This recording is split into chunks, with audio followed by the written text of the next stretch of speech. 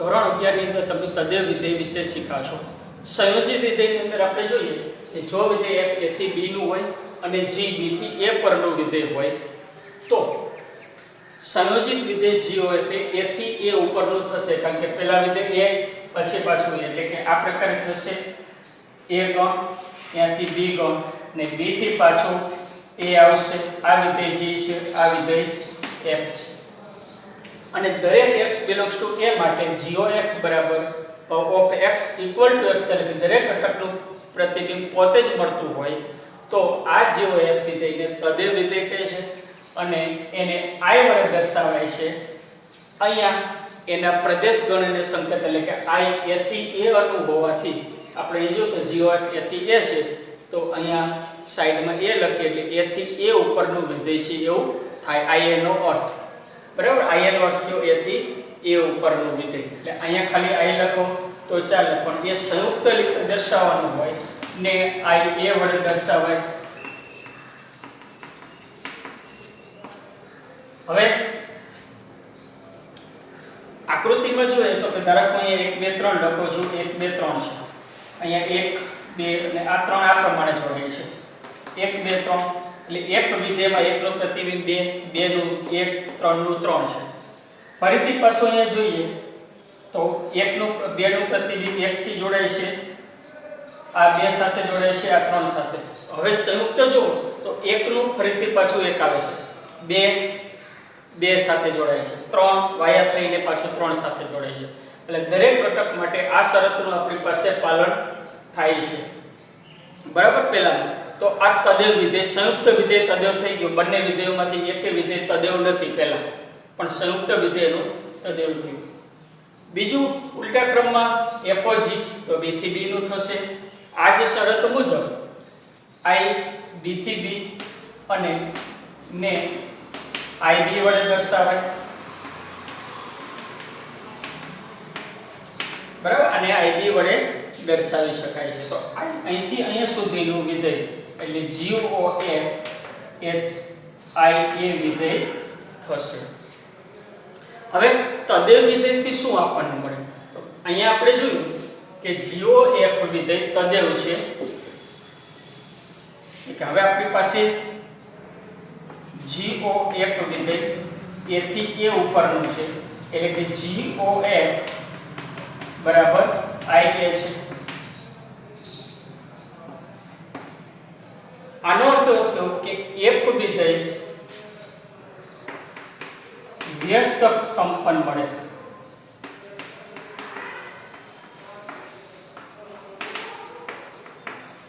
એક વિધેય જે છે એને વ્યસ્ત સંપન્ન વિધેય કહેવાય અને g ને એક નું વ્યસ્ત વિધેય કહે છે।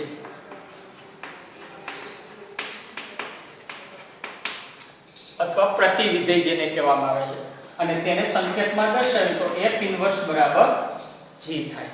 એટલે કોઈ પણ બે વિધેયનું f ઓફ f ઇન્વર્સ બરાબર હંમેશા મળશે આ બે વિધેય અને તેના પ્રતિ વિધેયનું સંયોજિત વિધેય હંમેશા એકમ વિધેય હશે એટલે કે તદેવ વિધેય મળશે આપણને। તો સ્વાધ્યાય 1.3 નો 9મો દાખલો આપણે જોઈએ કે વિધેય f r પ્લસ થી સંવૃત વિવૃત અંતરાલ -5 થી ઇન્ફિનિટી અને fx બરાબર 9x² + 6x - 5 દ્વારા વ્યાખ્યાયિત છે। આ વિધેય વ્યસ્ત સંપન્ન છે તેમ બતાવવાનું છે। તો વ્યસ્ત સંપન્ન સાબિત કરવા માટે બે પદ્ધતિ હતી। પહેલી કે વિધેય એકક છે અને વ્યાપ્ત છે, બંને બતાવીએ તો એ વિધેય વ્યસ્ત સંપન્ન છે તેમ કહેવાય। અથવા કોઈ એક બીજું વિધેય જે આપણે એવું મેળવીએ કે જેથી FOG અને GOF બંને તદેવ વિધેય થાય તો G વિધેયને f નું ઇન્વર્સ એટલે કે પ્રતિ વિધેય તરીકે આપણે ઓળખીએ છીએ અથવા f વ્યસ્ત સંપન્ન વિધેય કહેવામાં આવે છે। આપણે આ પદ્ધતિ પ્રમાણે જોઈએ તો એ કેવી રીતે ગણે તો અહીં આપણે વિધેય f r+ થી સંવૃત અંતરાલ -5 થી વિવૃત ઇન્ફિનિટી સુધી આપેલું છે। f of x બરાબર 9x² + 6x - 5 છે। હવે વ્યસ્ત સંપન્ન માટે આપણે શું કરવું પડે તો કે આનો કોઈ પણ ઘટક એટલે આ અંતરાલ છે -5 થી ઇન્ફિનિટી અને આ અંતરાલ છે એટલે આગળ છે r+. તો આની ઉપરથી આ તરફ દરેક ઘટકનું પૂર્વ પ્રતિબિંબ મળવું જોઈએ. એટલે જો આપણો અહીં કોઈ એક ઘટક y લઉં તો મને x ઘટક એવો મળવો જોઈએ કે જેથી f(x) = y થવો જોઈએ અને x છે r+ હોવો જોઈએ, y આપણે આમાં ધારીએ છીએ. તો એ પ્રમાણે જો આપણે જોઈએ તો કે ધારો કે y belongs to સંવૃત -5 વિવૃત ઇન્ફિનિટી માટે x belongs to r+ એવો મળે છે કે જેથી f(x) = y છે. બરાબર. હવે આના આધારે આપણે x નું મૂલ્ય પહેલા મેળવી લઈએ કે x ને સૂત્ર બનાવીએ. તો f(x) શું છે? એ છે 9x² + 6x - 5 બરાબર થશે y. વર્ગવાળું પદ હોય તો આ બે પદનું જો આપણે અંતિમ પદ મેળવીએ તો અંતિમ પદ આપણને મળશે 1. બરાબર. કારણ કે 9x² + 6x આનું અંતિમ પદ મળે છે 1. તો 3 આનું વર્ગમૂળ થશે 3x, આનું વર્ગમૂળ 1 × 2 કરો એટલે મધ્ય પદ આપણને મળી જશે.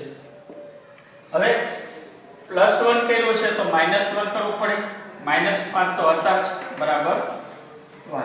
એટલે કે આ ત્રણ પદને જો પૂર્ણ વર્ગ સ્વરૂપે લખો તો 3x + 1 નો વર્ગ -5 - 1 એટલે -6 ને સામે લઈ જઈએ તો y + 6 થશે. આની ઉપરથી 3x + 1 બરાબર y + 6 આનું વર્ગમૂળ પ્લસ માઈનસ આવે છે પણ આ વર્ગ ધન છે એટલે આપણે એ વર્ગમૂળ પ્લસ લેશું. r પ્લસ ની અંદર થી બચશે આ એક પ્રમાણે. હવે આની ઉપરથી x બરાબર મળશે વર્ગમૂળમાં y + 6 1 ને હું સામે લઈ ગયો તો મળશે -1 અને છેદમાં 3 ને લઈ જઈએ તો 3. આ કિંમત r પ્લસ માં છે તો કાંઈ જો y -5 થી અનંત સુધી આવે -5 મૂકો તો 1 થાય 1 બરાબર છેદમાં 1 - 1 છેદમાં 3 0 થશે. એ પૂર્વ પ્રતિબિંબમાં આવશે. -5 થી મોટી ધારો કે 0 મૂકો તો 6 નો વર્ગમૂળ ઓછા 1 છેદમાં 3 પણ ધન થશે. તો આ બિલોંગ્સ ટુ r પ્લસ છે. એનો અર્થ કે આનું પ્રતિબિંબ આપણને આ રીતે મેળવ્યું છે. y નું પ્રતિબિંબ આ છે.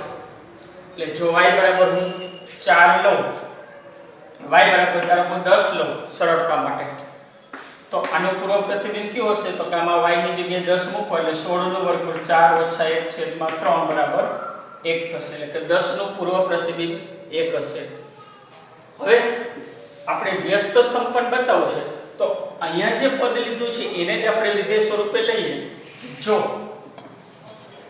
g વ્યસ્ત સંપન્ન માટે આના ઉલટા ક્રમમાં લેવાનું એટલે -5 થી ઇન્ફિનિટી વિવૃત થી r પ્લસ એવું વિધેય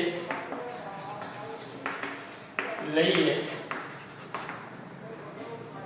જ્યાં g of y equal to આ સૂત્ર y + 6 -1 છેદમાં 3 થી વ્યાખ્યાયિત હોય.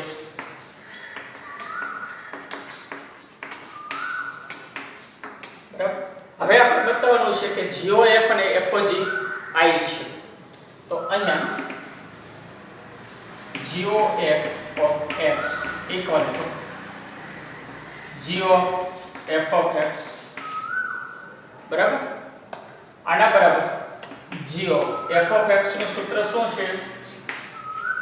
ઓકે આ જે સૂત્ર છે એ સૂત્ર આપણે મૂકી દઈએ 9x² + 6x - 5. હવે આ g ની અંદર મૂકવાનો છે એટલે જ્યાં x છે ત્યાં આપણે આ પદ g y ના સ્વરૂપમાં છે તો જ્યાં y છે ત્યાં આપણે આખું આ પદ મૂકશું એટલે y બરાબર આટલું આપણે આમાં મૂકી દઈએ તો આપણને શું મળશે કે બરાબર વર્ગમૂળમાં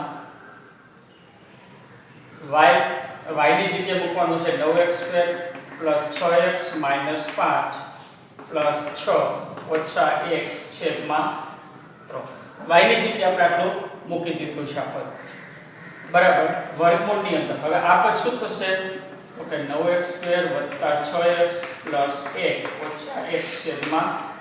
1/3 બરાબર આના બરાબર આ પદ પૂર્ણ વર્ગ છે 3x + 1 નો વર્ગ - 1/3 વર્ગ અને વર્ગમૂળ દૂર કરો તો 3x + 1 - 1/3 x શેમાં તો r પ્લસ માં એટલે r મૂલ્ય ધન જ હશે આના બરાબર 1 - 1 ઉડી જશે 3x/3 એટલે આના બરાબર મેળવ્યું 3x/3 એ થશે x માટે GOA of x = x એટલે કે GOA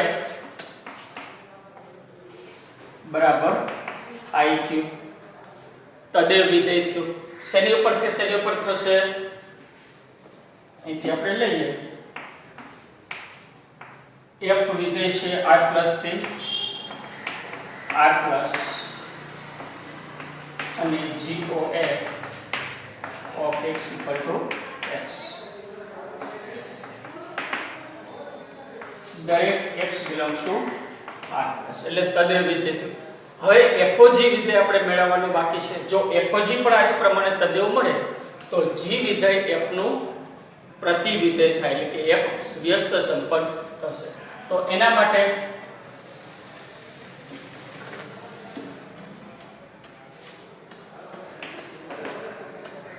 હવે FOG of x = f of gx ચાલો gx નું સૂત્ર પહેલા આપણે મૂકી દઈએ એ આની જેમ x ની જગ્યાએ y છે અહીં આપણે મૂકીએ f of વર્ગમૂળમાં x + 6 - 1/3 થશે g of x નું સૂત્ર આ પ્રમાણે પણ x ની જગ્યાએ y આપણે લીધું છે હવે આ પાછું શેમાં મૂકવાનું છે તો કે f of x ના સૂત્રની અંદર મૂકવાનું છે તો એ મૂકીએ તો 9 કૌંસમાં વર્ગમૂળની અંદર x + 6 - 1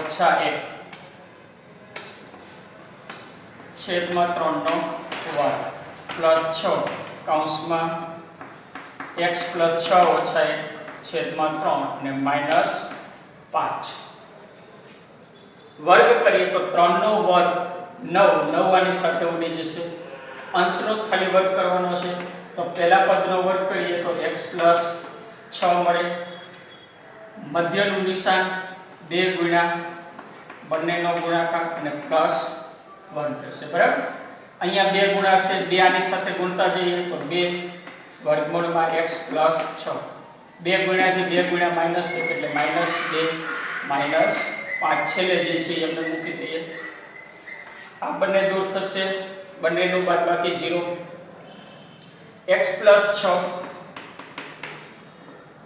+1 -7 આ ત્રણની બાદબાકી કરી 6 + 1 7 - 7 એટલે 0 વધ્યું 1 આમ દરેક x belongs to શેમાં લીધો તો કે g વિધેયની અંદર g ક્યાંથી હતો -5 ∞ માટે GOA of x = FOG of x = x એટલે કે માટે FOG વિધેય ક્યાંથી મળશે તો કે g વિધેય ક્યાંથી હતો -5 ∞ વાળો -5 ∞ સૌનું વિવૃત અંતરાલથી -5 ∞ માટે FOG of x = x દરેક x belongs to -5 થી ∞ બંને તદેવ મળ્યા છે માટે એક વ્યસ્ત સંપન્ન છે અને f ઇન્વર્સ of y આપણું આ જે g છે એ જ આપણું સૂત્ર થશે RUE બરાબર વર્ગમૂળમાં y + 6 - 1/3 બરાબર જે g વિધેય છે એ જ વિધેય પછી થઈ જશે f ઇન્વર્સ. હવે આપણે ઉદાહરણ નંબર 46 જોઈએ તો એની અંદર કીધું છે ગણ a બરાબર 1 2 3 થી તેના પરના જ તમામ એક એક વિધેયની સંખ્યા શોધવાની છે. એક એક વિધેય ક્યારે થાય તો કે પહેલા ગણનો સભ્ય બીજાના એક જ સાથે સંકળાયેલો હોવો જોઈએ. એટલે કે પ્રદેશ ગણનો દરેક સભ્ય સહપ્રદેશના એક અને માત્ર એક સાથે જોડાયેલો હોય. તો હવે અહીંયા કેવી રીતે મેળવી શકીએ આપણે? તો એ જોઈએ કે વિધેય f a થી a આપણે મેળવવાનું છે. બરાબર, a થી a આપેલું છે તો હવે a થી a એક એક કેટલા મળે? તો પહેલું કે અહીંયા ઘટક પ્રમાણે આપણે વિચારીએ તો a થી a ની અંદર 1 2 3 છે, આમાં પણ 1 2 3 છે. તો હું એકને કેટલે સાથે જોડી શકું? તો આની અંદર હું જો 3 ખાના કરું તો પહેલું એકને હું કેટલી રીતે જોડી શકું? તો કે એકને મારે 3 સાથે જોડી શકાય. પહેલાની પસંદગી 3 સાથેની થઈ. હવે 3 માંથી માનો કે મેં 2 સાથે જોડ્યું છે તો બાકીના 2 ઘટક બીજા બે આ બેને સાથે જોડાશે. એનો અર્થ કે એકને જોડવા માટેની શક્યતા મારી પાસે 3 છે. બરાબર, 2 ને કેટલા સાથે જોડી શકાય? તો કે એકને જે આમાંથી 3 માંથી જે પસંદ કરી લીધો છે એના સિવાયના બાકીનામાંથી પસંદ કરવાનો.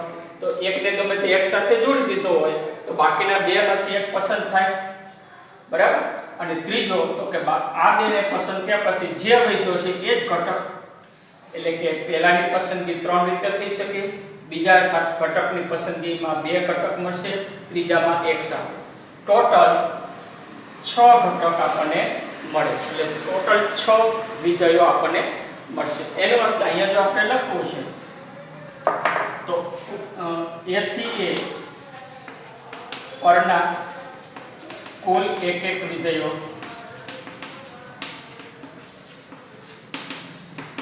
બરાબર પહેલા ઘટકની પસંદગી, બીજાની પસંદગી અને ત્રીજાની.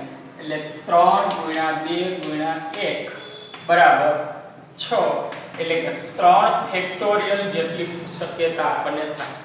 જો 4 ઘટક હોય તો 4 ફેક્ટોરિયલ વિધેયો મળે.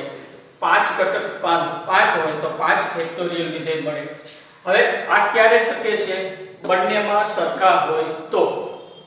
પણ બંનેમાં જુદા જુદા હોય તો ધારો કે a ની અંદર 2 ઘટક છે, b માં 4 ઘટક છે, તો આ સૂત્ર લાગુ પડે? તો કે નહીં, એ લાગુ પડી શકતું નથી. તો આની અંદર કેવી રીતે થશે? આ જે પ્રમાણે આપણે લઈએ a અને b, 1 અને 2 બે જ ઘટક છે, 1 2 3 4 4 ઘટક છે. બરાબર, તો a થી b પરના કુલ એક એક ઘટક અને એક એક વિધેયો બરાબર. ચાલો હવે પહેલા એકની પસંદગી કેટલી રીતે થશે? તો કે 4 માંથી ગમે તે એક લાગે. બરાબર, તો 4 માંથી 1 એટલે 4. પછી એને ગુણ્યા 2 ની પસંદગી. 2 માં કેટલી પસંદગી? તો 4 માંથી ગમે તે એક ઘટક આની સાથે જોડાઈ ગયો, વધ્યા 3. તો 3 માંથી 1 તો 2 છે જે 3 માંથી 1 જોડાશે એટલે 3. બરાબર, પસંદગી આપણે ક્રમચય સંચયની શીખી ગયા છીએ એટલે આ ખ્યાલ હશે. તો 4 × 3 બરાબર 12 વિધેય આપણને મળે. બરાબર, પહેલામાં 2 છે, બીજામાં 4 છે, તો ટોટલ 12 એક એક વિધેય આપણને મળશે. એટલે અહીંયા પસંદગી આપણે લીધી કે 3 માંથી 3p1 4p1 એ રીતે આપણે જોયું હતું. હવે એક એક વિધેયની વાત આપણે ખ્યાલ આવ્યો.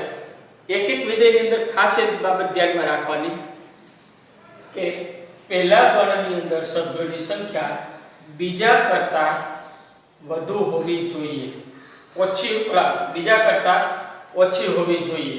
બરાબર, હવે આપણે સ્વાધ્યાય 1.3 નો 10મો દાખલો જો જોઈએ તો એની અંદર ગણ 1 2 3 થી n સુધીના સભ્યો થી n ગણ ઉપરના તમામ વ્યાપ્ત વિધેયોની સંખ્યા શોધવાની કીધી છે.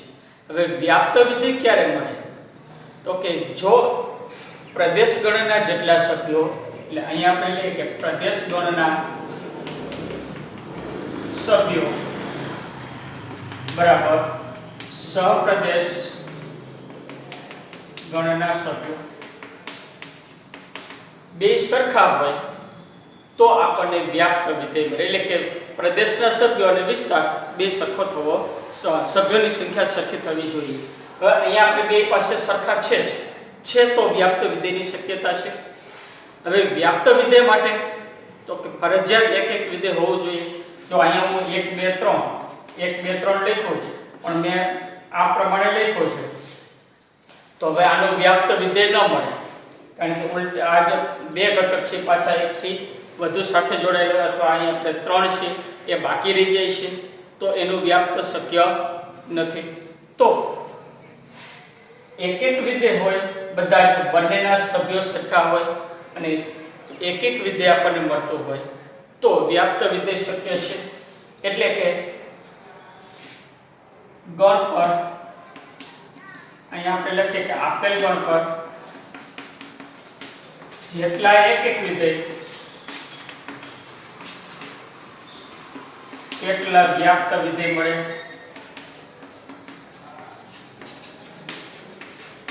બરાબર. હવે કેટલા એક વિધેય મળશે તો અહીંયા આપણે જોયું કે જેટલા સભ્યો એટલા ફેક્ટોરિયલ માટે એક વિધેયની સંખ્યા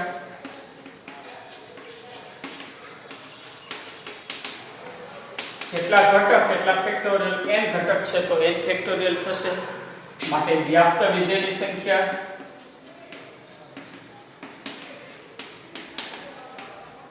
બરાબર n ફેક્ટોરિયલ થાય. બરાબર.